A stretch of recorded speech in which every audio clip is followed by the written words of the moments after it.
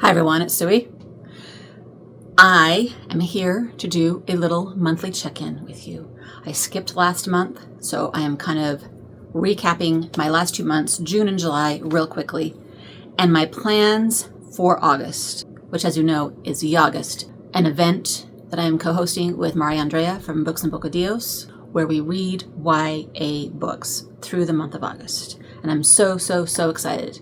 So excited to just read all the YA books I can, and I expect to have a bigger pile of books read at the end of August than I normally do. Let's see if my prediction is correct on that one. But first, let's do a little quick recap on what I read in June and July. Now, when I did my last recap, my month lines were fuzzy, and I had already talked a little bit about June's books, which is why I didn't end up doing a recap at the end of June. So I kind of have talked about these a little bit already. So in June, I listened to In Order to Live by Yeonmi Park, who is a North Korean defector, and she told her story. And actually, she wasn't the one that narrated it, I don't think. But I listened to that on the way home from an LA road trip, and was fascinated with that story, although I know there is a bit of controversy over her and whether or not she was telling the truth. So I don't know. I was caught up into the story, and it was really crazy. So, and then I also read in June The Seven Husbands of Evelyn Hugo, which had been on my TBR forever and ever. So I finally got to that. I don't have that to show because I think I gave it back to Tori. It was a borrowed book. I think I gave that one back to her. Yeah. And I also read Because You Loved Me, which is a book I got at the book conference, just a fun little rom-com. Was fun to read, but I had issues with it. And then I also read The Grief Keeper, which I already took back to the library, but I'll show it here. I actually listened to that one and read it both. This was Maria Andrea's book club book for July. And I enjoyed that one too, but it was just it was different. It was different in a way that I just couldn't quite grasp. I don't know. It was hard. It was a hard read because of the subject matter. So that was June. In July, for book summer, I read To Sleep in a Sea of Stars. Yes, I am so proud of myself for getting through it. It ended up being really quite page-turning and easy to read once I got going. And then I also read, after that, I kind of just needed something fun and fluff. So I read Falling for Korea, which was a book that's been on my shelf for a while. I think this is, like I said in my little review of it, a self-published book, YA romance. And then I read My Friends by Frederick Bachman. I just finished that one a couple days ago. It was on my e-reader, so here I don't have an actual physical book. And I have yet to do my little short review. I can't decide if I should do a short review or a longer review. But very typical of a Frederick Bachman, highly emotional, extremely profound things. Like, you could highlight that book and just print them up, put them in a frame, and hang them on your wall because everything is just so profound and touches all the nerves. But is there a but? Oh, I sometimes find that it's just so, almost too much. It's almost too much sometimes. And it made me want to talk about how come the books that are so deeply moving and gut-wrenching, how come those books are always the really popular ones? How come people love them so much? That's what I want to know. Why do people love them so much? Why do we all love them so much? Why do we gravitate towards the darker, grittier things? Although My Friends, I wouldn't say is really dark and gritty, but it does have some dark and gritty things in it. So, and it's just, I don't know, depressing, I guess is the word I want to use here.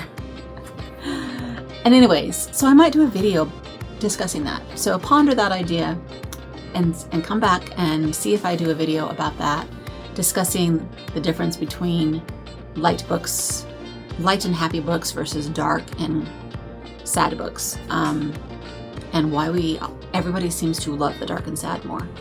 So maybe that's not true. I don't know. That's what I want to talk about. So I'm pondering a video about that subject, and so you should come back and look and see if I actually did it. Okay. The only 3 I did it for July, but keep in mind, one of them was this. One of them was this one. I realized that I have been slacking on my classics challenge. I've only read 2 so far this year, so that I was trying to hurry and read a classic before July ended. And I'm halfway through this one, Nectar in a Sieve. I have to think about how to say that word. By Kamala Markandaya. I have no idea if I said that right. A classic, according to this, Signet Classic. Yeah, Signet Classic. It was published in the 50s and about a woman's life in India. Anyway, I'm halfway through. Time of this filming, there's 2 more days left in July, so I plan to finish this before July's over, so I can say that I have 3 books now, three classics read. This obviously is not fitting into my big book summer project, but I don't even know how many pages My Friends has. Does that count for a big book? I don't even know. I think it wasn't quite. Was it supposed to be over 400? Maybe it's right around 400, so who knows if that one counted for Big Book Summer. But now, my plans for UGUST. On my Kindle, I have a book called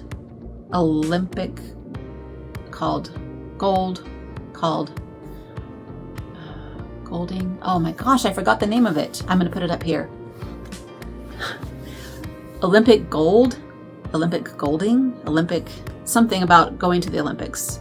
This is going to count for Indie August and UGUST, and even I heard that there's a sports readathon for August too. Oh my gosh, there's so many. There's also Garbaugust. So many things happening in August. You know, I've never understood what books count for Garbaugust. Maybe all my Ys count because everybody thinks they're garbage. Okay. So anyway, that book will count for a lot of things, and I'm excited to read it because it is by somebody that used to come to book club back in the day, somebody that I talked writing with back in the day, who I lost track of, and then a mutual friend told me that she had this book that she self-published, and I got it, and it's been sitting on my Kindle for a while now, and I'm going to finally read it for UGUST. In fact, I've started it already and have read maybe a couple chapters, and it's really fun so far, and I keep thinking, I want to get back to that, but first I wanted to read my little classic and then start into my UGUST, so I'm trying to hold back a little bit. Also for UGUST, I'm going to read this tiny little thing. I think this is also self-published, so it could count as Indie Author Month too, by Teresa Richards, who is somebody I met at the conference I went to, and my friend and I, we talked to her several times, and she was awesome, and I wish she lived closer so we could get her to come to our writing group. We might have her Zoom in and talk to us, but she was giving away this little novella called You, Me, and Comic-Con, which sounds really, really fun, and my friend won it from her sign up, and then she let me borrow it so that I could read it, and so I'm going to probably read this in one sitting, and that's why hopefully I will have a lot to show for by the end of this month.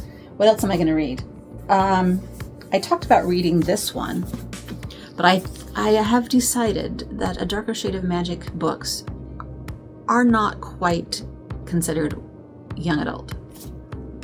Even though their characters are like 20 and 19, this is where things get really fuzzy. So is this young adult? Is ACOTAR young adult? I don't know. It's kind of a little more gritty than a young adult, but young adult sometimes is gritty too. So that whole parameter does not really count if you say, if you say it's grittier. Then anyway, so I would love to read this one, and maybe I can just say it's young adult and count it. And it's also Big Book Summer, as you can see. But I don't know if I might try to fit in some easier ones, some faster ones. This one I'm going to read for sure. All This Twisted Glory by Tara Mafi, number 3 in the This Woven Kingdom series. This one I can get through fast. So that is on my list for sure. And there was another, Strange the Dreamer. So if I read Strange the Dreamer by Laini Taylor, so if I read those 3, and if I did this one, Reaper at the Gates, it's about to hear is number 3 in this series. If I read these 3, and I don't count the Darker Shades, then I've got 3 of a kind fantasies. I've also got, they're all women authors too, so they could be, what's fantasy?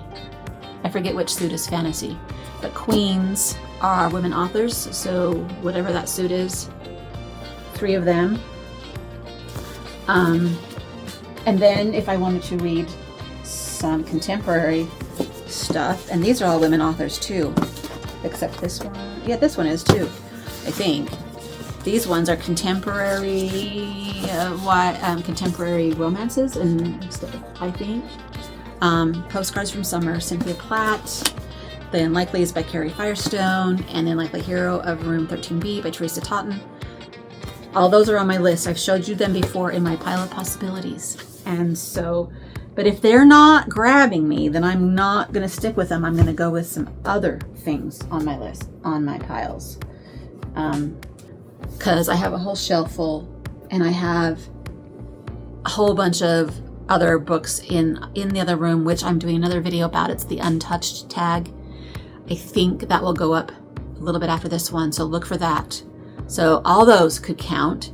Plus, I think I talked about in my pile of possibilities, I have lists of the award-winning books for my state library that I would love to read. I was just at the library yesterday and saw a display of the ones that are up for this next coming year, and I just wanted to grab them all. And I'm like, you cannot expect to read every single book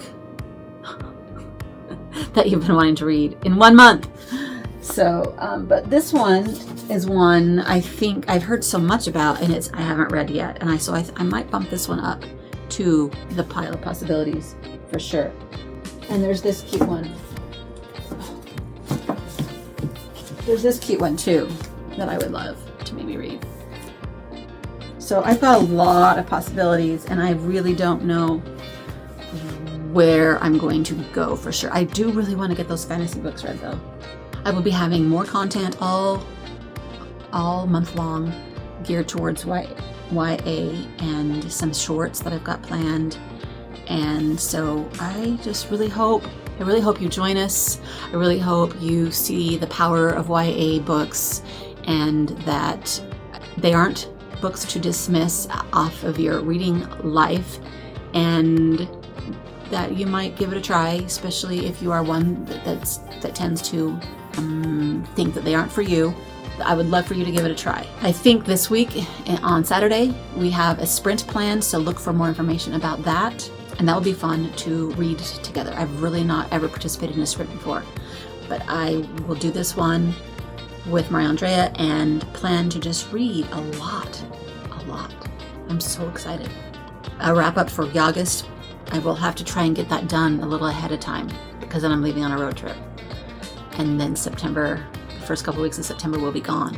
Speaking of, I would like to do maybe to seek out some independent bookstores while we're on the trip, and maybe film them a little bit, but I just don't know if people are that interested. So if you've watched to the end, then let me know if I should do that, because I need to plan and prepare, like look for them and map them out and like get ready. So,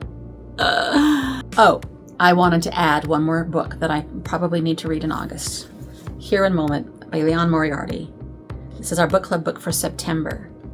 And like I said, we are going on a road trip in September, and book club is happening right after we get back. And I do not want to haul this book with me, but I want to read this particular actual book, the one that I bought. I don't want to like get an ebook of it or something. So if I don't want to haul it with me and I want to read this particular book, that means I need to read it in August before we leave on the trip, so that I've already read it by the time we get back. So I might have to fit this in somewhere in between all the YA. It's over 400 pages, so big book, yeah? Anyways, Just wanted to throw that one in too. Okay, that's enough rambling for now. Until next time, happy reading. Bye.